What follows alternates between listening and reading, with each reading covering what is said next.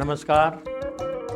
सिंधु सागर भारत जे ॿिए भाङे में अवां सभिनीनि जी दिल्ली आजियां हार्दिक स्वागत।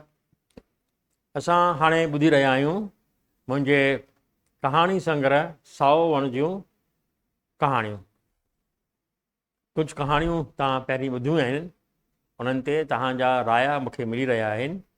तव्हां उन्हनि खे पसंदि करे रहिया आहियो। मुंहिंजी हिमत वधाइण जे लाइ तव्हां पाठकनि ऐं दर्शकनि जी महिरबानी। अहिड़ो ई प्यार हमेशह मूंसां वंडींदा रहंदा। जीअं हिमत वधे मां तव्हांजे साम्हूं ॿियूं कहाणियूं खणी बि पेश थी सघां।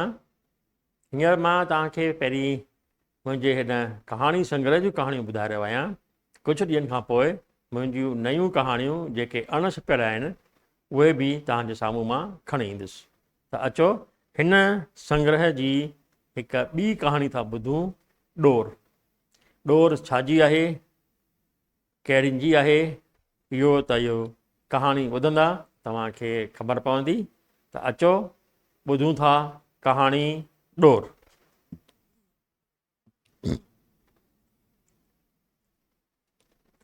ॾियारीअ जूं तयारियूं श्राद्ध ख़तमु थियण सां ई शुरू थी वेंदियूं आहिनि। घरनि में साफ़ सफ़ाई रंगाई पुताईअ जो कमु नवरात्रनि जे ॾींहंनि में थी वेंदो आहे। राजस्थान में घणो तणो खेती करण वारा ई रंगाई पुताईअ जे कम में लॻी वेंदा आहिनि। जो हिननि ॾींहंनि में खेतनि में कमु हूंदो कोन्हे, ॼाणू अणॼाणू बि कारीगर बणिजी हथ में पोची या बुरुश संभाले वठंदो आहे। मूं कुझु सालनि खां रंगाई पुताई कोन कराई हुई। हिन साल घर खे रंगाई पुताई कराई। ॾियारीअ खां कुझु ॾींहं अॻु ई कमु ख़तमु थियो हो। घर खे सींगारण जो सामान, पूॼा जो सामान, मिठाई वग़ैरह वग़ैरह सभु कुझु धनतेरस ते वठी घर पहुतुसि। मुंहिंजी नंढी धीअ सामान संभाले ॾोरापो ॾींदे चयो, दादा तव्हां फटाका त आंदा ई कोन्हनि, राति जो छा ॿारींदासीं? पुट फटाका त ॾियारीअ जे ॾींहुं ॿारबा आहिनि न। मूं जवाबु ॾिनो, पर दादा अॼु नंढी ॾियारी आहे। पाड़े में सभु ॿार शाम जो फटाका ॿारींदा, असां छा उन्हनि जी शिकिल ॾिसंदासीं? चई धीअ मायूस थी वई। उन्हीअ जो मायूस चहिरो मां ॾिसी न सघियुसि ऐं गाॾी खणी बाज़ार लाइ निकिरी वियुसि। हर साल मां फटाका पंहिंजे दोस्त रेलूअ जे दुकान तां ई वठंदो आहियां। अघ पहा करण जी ज़रूरत ई कोन पवंदी आहे। बसि हिकु टब में खणी फटाका भरींदो आहियां। रेलू बि ॾिसंदो कोन्हे, फटाका थेलीअ में भरे ॾींदो। पैसा वठंदो, सेब घणे ज़ोर भरण ते, हिसाब करे अटकल ते। धनतेरस जे करे बाज़ार में भीड़ घणी हुई। गाॾीअ खे चङो पंधु पहिरीं पार्किंग में बीहारे पंधु ई बाज़ार में निकिरी पियुसि। रेलूअ जे दुकान ताईं घणो पंधु करिणो पियो। दुकान बंदि ॾिसी मुंहिंजा त ॾढर ई डरा थी विया।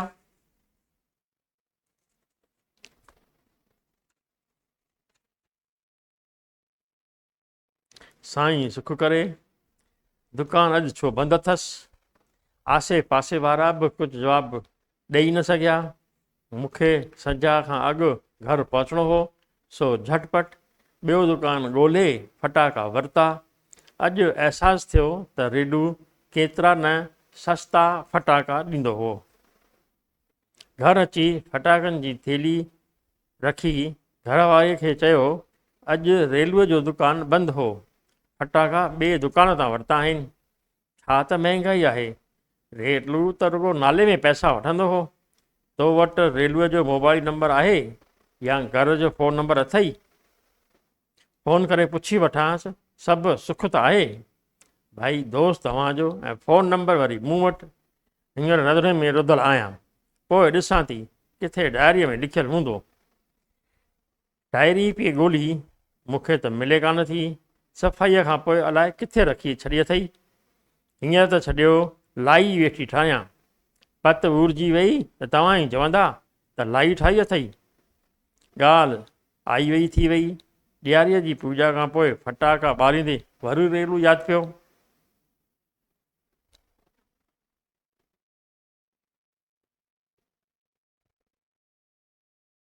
मोबाइल नंबर जी ॻोल्हा कई पर डायरी न मिली। हिकु दफ़ो वरी रेलूअ सां ॻाल्हि न थी सघी। ॿिए ॾींहुं मां राम राम करण जे बहाने रेलूअ जे घर वञी पहुतुसि। रेलूअ ऐं संदसि घरवारी खिली खीकारे आज्ञा कई। ॾियारीअ जूं लख लख वाधायूं ॾिनियूं। चपो चूरो कंदे कुझु घर जूं, कुझु ॿारनि जूं, कुझु सियासत जूं ॻाल्हियूं कंदे कंदे ॾोरा पोड़ींदे चयुमि यार धनतेरस ते पंधु करे तुंहिंजे दुकान ते पहुतुसि। दुकानु बंदि पियो हो। छा हिन दफ़े फटाकनि जो लाइसेंस न मिलियो छा? यार हिन दफ़े फटाकनि जे लाइसेंस जी दरख़्वास्त ई कोन कई हुअमि। यार हर साल लाइसेंस वठंदा आहियो, पोइ हिन दफ़े छो न? छा ॿुधायं, रेलूअ उदासीअ विचां जवाबु ॾींदे चयो।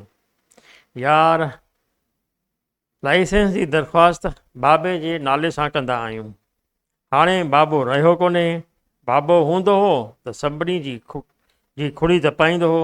बसि लॻी वेंदा हुआसीं लाइसेंस लाइ, वठी दंग कंदा हुआसीं।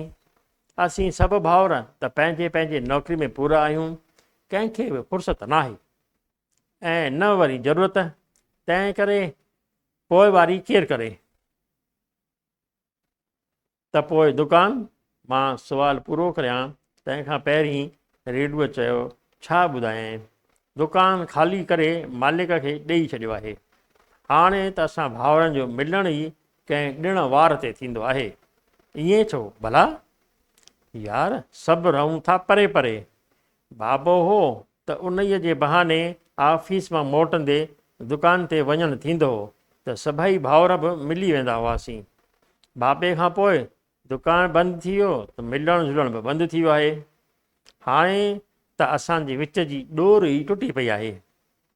रेलूअ जे लहजे में बेहद अफ़सोस हो।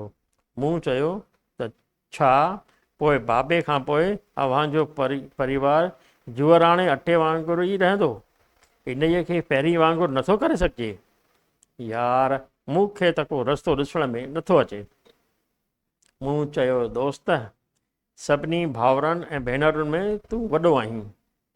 मञियो त नौकरी था करियो, परे परे था रहो, टाइम घटि थो मिले, दुकानु हाणे आहे कोन, पर सभिनी में वरी मेल मिलाप थिए, उन्हीअ लाइ तूं अॻिते वधी सघीं थो। कीअं? रेलूअ पुछियो। अव्हां रुगो ॾिण वार ते था मिलो। हिकु सिलसिलो चालू करियो जंहिंमें 10-15 ॾींहं अव्हां मां कंहिं न कंहिं जे घर पंहिंजी सहूलियत सां रोटीअ जो बंदोबस्तु करे पाण में गॾिजाणी रखी सघो था। यार वाह जी सलाह ॾिनी अथई।